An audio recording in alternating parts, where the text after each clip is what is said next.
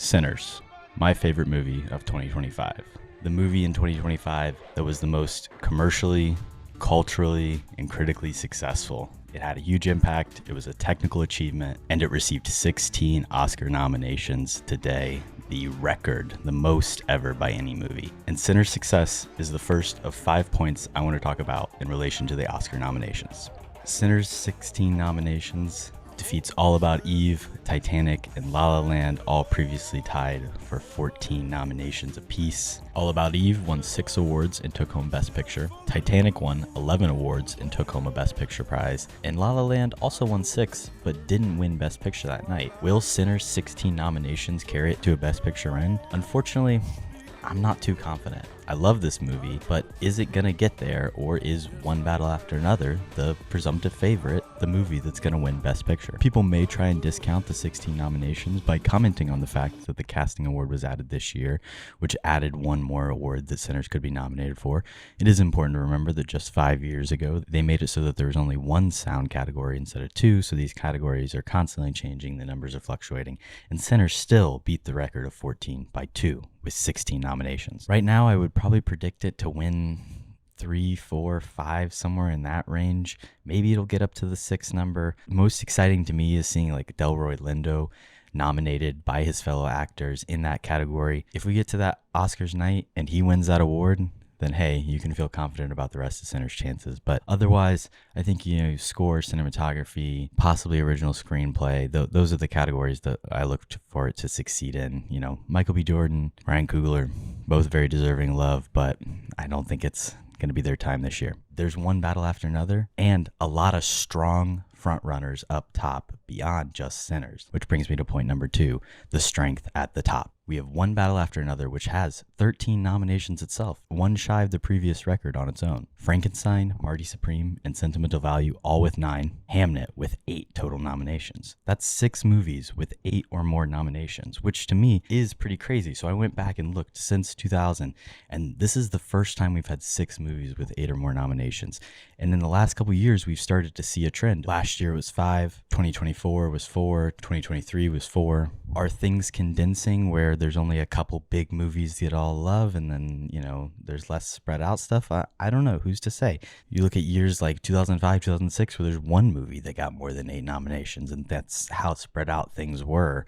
Movie culture is definitely different, and, there's less studios releasing things. Netflix next year is now Warner Brothers. Realistically, that pack of movies, the 9 nominations, 8 movies, those are the ones that I could see winning. It is important to remember that a movie like Anora won with, only 6 nominations, Coda only with 3 nominations. So nominations does not equal Best Picture winner. The race starts over here now that the nominations are out. And mentioning the success of Anora, that brings me to my third point. The Palme d'Or isn't everything, but premiering at Cannes is pretty damn nice. So this year's Palme d'Or winner, It Was Just an Accident, was not selected to the Best Picture 10. Since Parasite started its path to victory in 2019 by premiering at Cannes and then winning Best Picture, 2 of the 6 movies have not been selected to the 10. It Was Just an Accident and Titan are the only ones that have taken home that prize and not been selected Best Picture. You have things like Anatomy of a Fall, and of course, Anora, another Best Picture winner in that crop. While It Was Just an Accident did miss out on Best Picture, it did get 2 nominations in its own right, and it was a very strong year for the international films. 19 nominations for 5 movies that premiered at Cannes, and 15 nominations for 4 movies that premiered at Venice. The European love is there. We did, however, only see 2 international films make the Best Picture 10, with the Brazilian film The Secret Agent and the Norwegian film Sentimental Value. Obviously, there was It Was Just an Accident, Surat, these movies that had success, but didn't crack the Best Picture 10. Stuff like F1 got in, which leads me to my next point. The Oscars are not really that into sequels, and we've seen that in the past, but it continues to be true. The Academy has not changed their tune on that. The third Avatar movie, 2 nominations. Wicked for Good, 0 nominations. You're going to have to prove that you are a cultural success, a commercial success. You have to force their hand in these cases. I remember even thinking Sinners back, a couple months ago, a horror movie, box office blockbuster directed by a Marvel director, of course, Coogler, his two Black Panther films nominated in Best Picture. But there's a question of, would that get to Best Picture? Well, it had to be. It was loved by everyone so much. We talked about it for months that the Academy couldn't ignore that in a time. So these movies really have to prove that they can't be ignored. And when Wicked for Good made less than F1 internationally, it didn't say we have to recognize you. So, sorry, Ariana Grande, Cynthia Erivo, the people who won, Paul Tazwell won costuming last year, couldn't even get a nomination this year. But F1, an original film based on IP and has real people in it, but, an original story, gets into Best Picture, gets into the 10, carries some technical nominations and a lot of love from Joseph Kaczynski in the industry and the producers. It wasn't the Producers Guild nominations 10. Remember, he saved movies. With Top Gun Maverick, he saved movie theaters. Speaking of Wicked getting 0 nominations, that brings me to my 5th and final point. Let's talk about the losers, the biggest misses of the nominations. Wicked getting 0 is pretty surprising. Avatar getting 2, like I said, that's not great.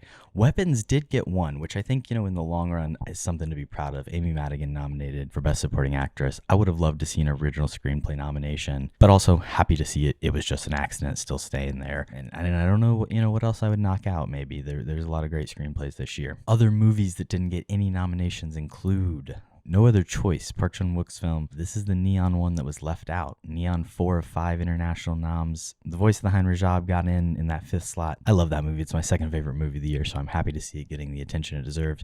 But No Other Choice, also a very solid film. A lot of great international films this year.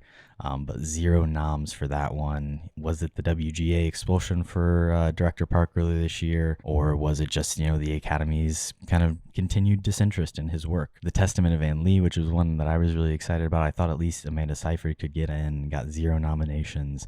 The release was kind of fumbled. Searchlight, I don't know what you're doing. It was supposed to be a Christmas release, and then here we are in January, and I think a lot of people still can't see it.